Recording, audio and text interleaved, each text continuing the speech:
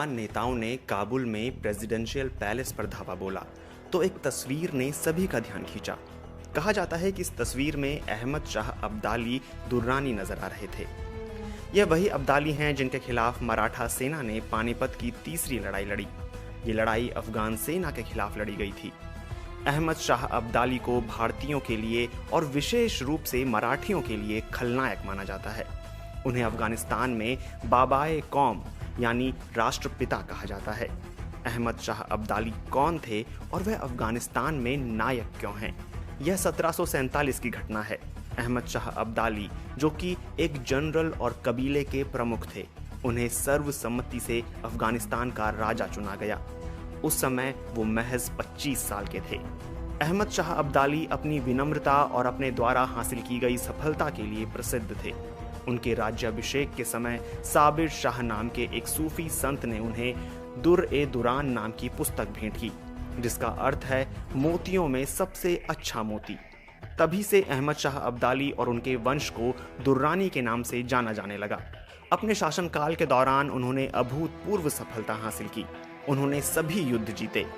उनका विशाल साम्राज्य पश्चिम में ईरान से लेकर पूर्व में भारतीय सीमा तक, उत्तर में मध्य एशिया में अमू दरिया के तट से लेकर दक्षिण में हिंद महासागर तक फैला हुआ था। इतिहासकार इस साम्राज्य को दुर्रानी साम्राज्य कहते हैं, जो लगभग 20 लाख वर्ग किलोमीटर में फैला था। उन्होंने सभी अफगानों के बीच मौजूद दुश्मनी को दूर कर उन्हें एकजुट किया और अफगान राष्ट्र की नींव रखी। अहमद शाह अब्दाली दुर्रानी ने अपने लोगों को एक नई पहचान और एक स्वतंत्र राष्ट्र दिया, जो आज का अफगानिस्तान है।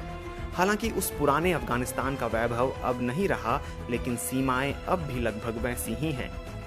पश्तो ज़बान के मशहूर कवि अब्दुल बारी जहानी कहते हैं कि अफगानिस्तान के 5000 साल लंबे इतिहास में हमें अहमद शाह बाबा जैसा ताकतवर, मशहूर और लोकप्रिय शासक नहीं मिलता।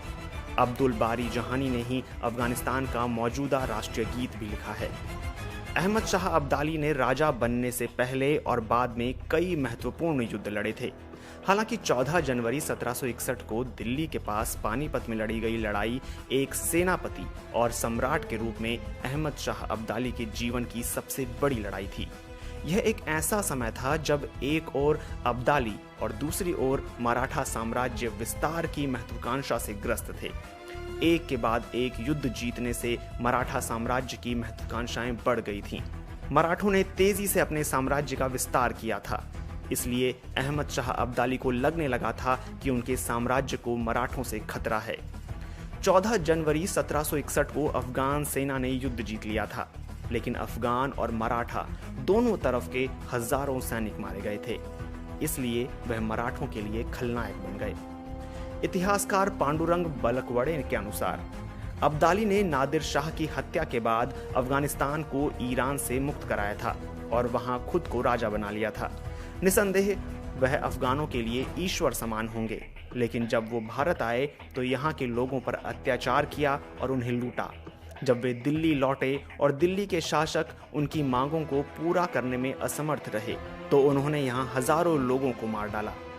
इसमें हिंदू और मुस्लिम भी शामिल थे। इतना ही नहीं, उन्होंने यहाँ की 15-16 हजार महिलाओं को गुलाम बना लिया था। ये किसी अच्छे शासक के काम नहीं है। लेकिन उनका दूसरा विनम्र पक्ष अभी भी है, जिसके चलते अफगानिस्तान में वो राष्ट्रपिता कहलाते हैं। ब्रिटिश भारतीय सेना के एक अधिकारी और भाषाविद हेनरी जी रेवर्टी ने अहमद शाह अब्दाली को कुछ इस तरह वर्णित किया है। वह एक बहुत ही सक्षम व्यक्ति थे। अब्दाली को धर्म और साहित्य का डॉक्टरेट स्तर का ज्ञान था। अपने 25 सालों के शासन के दौरान अहमद शाह अब्दाली ने अपने देश और अपने लोगों के विकास में महत्वपूर्ण योगदान दिया था। अहमद शाह अब्दाली अफगानिस्तान के नागरिकों के बीच स्वाभिमान और राष्ट्रीय एकता की भावना पैदा करते रहे। वह एक कवि थे और उन्होंने उत्कृष्ट लेख भी लिखे। अपनी मातृभाषा पश्तो के अलावा उन्होंने दारी, फारसी और अरबी में विस्तार से लिखा है। उनका संपूर्ण साहित्यिक कार्य पश्तो भाषा में संकलित किया गया है। अफगानिस्तान के लोग अहमद शाह अब्दाली को संत की तरह पूजते हैं। उन्हें अब्दाली पर गर्व है और पूरा देश उनका आभारी है। कंधार उनके साम्राज्य की राजधानी थी, वहां उनका मकबरा है। इसलिए कंधार आज भी तीर्थयात्रियों के लिए एक महत्वपूर्ण स्थान है। इस सब के बावजूद कुछ साल पहले जब संजय दत्त ने आशुतोष गोवारिकर की पानीपत फिल्म में अहमद शाह अब्दाली की भूमिका निभाई थी, तो उन्हें एक क्रूर, आक्रामक और हमेशा गुस्से में रहने वाले अफगान जनरल के रूप में चित्रित किया गया था। फिल्म की स्क्रीनिंग के दौरान अफगानिस्तान में विरोध प्रदर्शन भी हुए थे, क्योंकि अफगान मानते हैं कि अब्दाली अब तक का सबसे महान व्यक्ति हैं।